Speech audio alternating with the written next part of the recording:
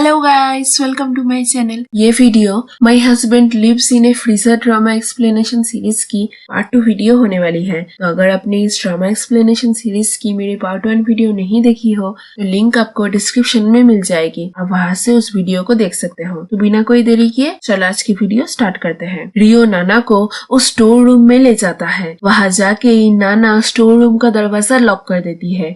ये देख के रियो बाहर से उस दरवाजे को खोलने की कोशिश करने लगता है। उधर नाना की माँ रियो के बारे में जान के कुजाकू को कॉल करके तुरंत नाना के घर में उसे देखने जाने बोलती है। नाना की माँ की बात सुन के कुजाकू नाना के घर में जाती है। कुजाकू को भी भनक लग गई थी कि ये रियो कोई और है, क्योंकि नाना ने उसे बहुत बार रियो के बारे में बताने की कोशिश किया था। उससे उसने ये आइडिया लगा लिया था। कुजाकू बाहर है के रियो से बातें करती रहती है। तभी नाना स्टोर रूम से एक चाकू लेके वहाँ आती है रियो को मारने। उसे ऐसे देख के रियो उसे डर के मारे सब कुछ बताने लगता है कि उसका एक ट्विन ब्रदर था, सो वो दोनों मिलके लोगों को ठगते थे। ऐसे ही उन दोनों का नाना को भी ठगने का प्लान था। उन दोनों का प्लान था कि वो लोग नाना को अपने जाल में फंसा के उससे पैसे हड़प लेंगे। इसी इरादे से रियो ने पहली बार नाना को अप्रोच किया था, लेकिन नाना के साथ रहते रहते रियो उससे प्यार करने लगा। ये देश के सो को ये बात अच्छी नहीं लगी, तो वो उसके प्लान के मुताबिक रियो को मार के उसके बदले खुद नाना के पास आ जाता है और यहाँ आके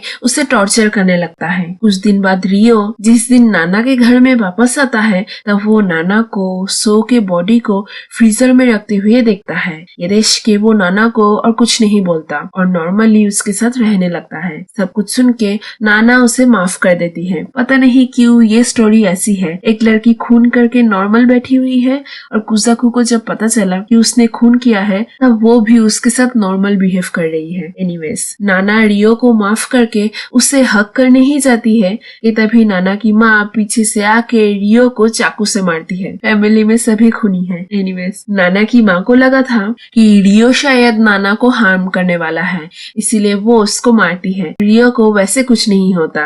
रियो को मारने के बाद भी नाना उसके माँ को माफ कर देती है, क्योंकि वो जानती थी उसके माँ ने उसके सेफ्टी के लिए ही ऐसा कदम उठाया था। इसके बाद वो दोनों एक दूसरे से खुल के बातें करने लगते हैं। तो बातें करते हुए नाना उसे रियो के मर्डर के बारे में बता देती है। सब कुछ सुन के उसकी माँ नॉर्मल थी, जैसे कि उसने कुछ गलत नहीं किया। इसके बाद वो दोनों मिलके उस डेड बॉडी को दफना देते हैं। अगले दिन रियो जब बिल्कुल ठीक हो जाता है तब नाना की माँ उसके करतूत के लिए उससे माफी मांग के वहाँ से चली जाती है। नाना और रियो यही घूमने जाते हैं। वहाँ वो दोनों एक दूसरे से अपने चाइल्डहुड के बारे में शेयर करते हैं। वहाँ उन दोनों की बातों से हमें पता चलता है कि उन दोनों का ही चाइल्डहुड अच्छा नहीं था। रियो के पापा उसके माँ को बहुत मारते थे, जिस वजह से उसकी माँ उन दोनों को छोड़ के चली जाती है। उनके जाने के बाद रियो के पापा उन दो भाइयों के ऊपर बहुत अत्याचार करते थे। ऐसा भयानक बचपन था उन दोनों का। इसके बाद बड़ा होके वो दोनों एक माफिया ग्रुप में ज्वाइन होके लोगों को ठगने लगे।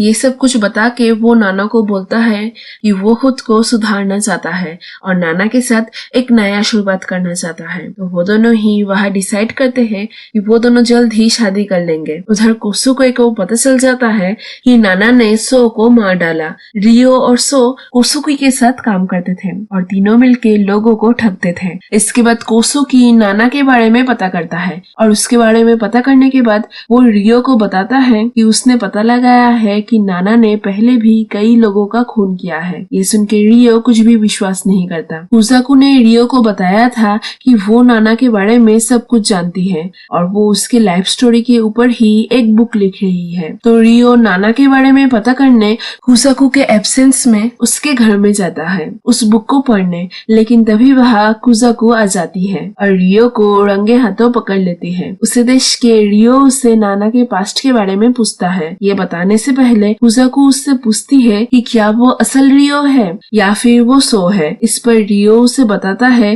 कि जिस दिन नाना ने उसे मार के फ्रीजर में रख दिया था उस दिन सच में ही रियो वहाँ आया था। वो वहाँ जाके सो को बचाता है, लेकिन इसके बाद सो रियो को ही मार देता है और उसको फ्रीजर में रख के फिर से रियो बन के नाना के पास जाता है। सो भी नाना से प्यार करने लगा था, इसीलिए वो नाना को टॉर्चर करना भी बंद कर देता है और रियो जैसा नाना के साथ था वो भी नाना के साथ वैसे ही बिहेव करने लगता है ताकि नाना नाना को सो के ऊपर शक ना हो। ये सब कुछ सुन के कोजाको उसे नाना के बारे में बताने लगती है कि नाना पहले उस घर में उसके दादू और उसके माँ के साथ रहा करती थी। उसके माँ के दूसरी शादी करने के बाद उसके नए पापा भी वहाँ रहने लगते हैं। नाना के नए पापा उसके माँ के साथ साथ नाना को भी टॉर्चर करते थे। एक दिन तो वो उसके माँ को मारते मारते उसका खून ही कर देते हैं। ये देश के नाना गुस्से में उसके पापा को मार देती है। उस टाइम नाना का उसके काउंसिलर के साथ अच्छा रिश्ता था, तो ये सब कुछ करके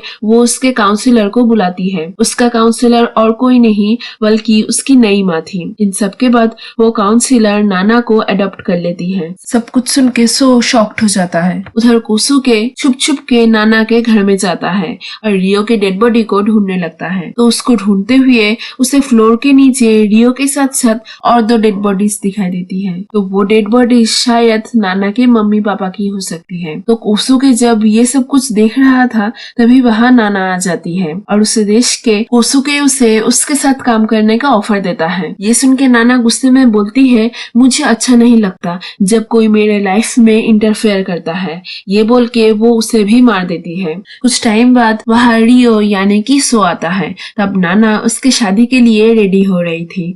सो उसे उसके बारे में सब कुछ बता नहीं जाता है, लेकिन इसके पहले ही नाना उसे चुप करा देती है। फिर सो फ्लोर के नीचे से फोन की रिंगटोन सुनता है। इसका मतलब नाना ने कोसुके को फ्लोर के नीचे ही दफनाया था। रिंगटोन सुन के सो फ्लोर को चेक करने जाता है, लेकिन तभी नाना उसे रोक लेती है और उसको किस करती है और बोलती है, तुम सो हो या फिर रियो, इससे मुझे कुछ भी फर्क नहीं पड़ता। मैं जब तक तुम्हारे साथ खुश हूँ तब तक सब कुछ ठीक है। ये सुन के सो उससे पूछता है कि अगर वो उसे खुश नहीं रख पाया तो। इस पर नाना फ्लोर में देख के बोलती है कि वहाँ और जगह नहीं है, लेकिन ऊपर जगह है। तो इसका मतलब वो सेवेजली उसे ये इंडिकेट कर रही थी कि अगर उसने उसको टॉर्चर करने की कोशिश किया तो वो उसे भी मार देगी। सो पहले खुद एक साइकोपैथ था, लेकिन अब उसका सामना उससे भी बड़ा एक साइकोपैथ से हुआ है, जिस वजह से वो नाना से डर जाता है। और यहाँ पर ही ये ड्रामा खत्म हो जाती है। मिलते हैं अगले वीडियो में। Stay tuned.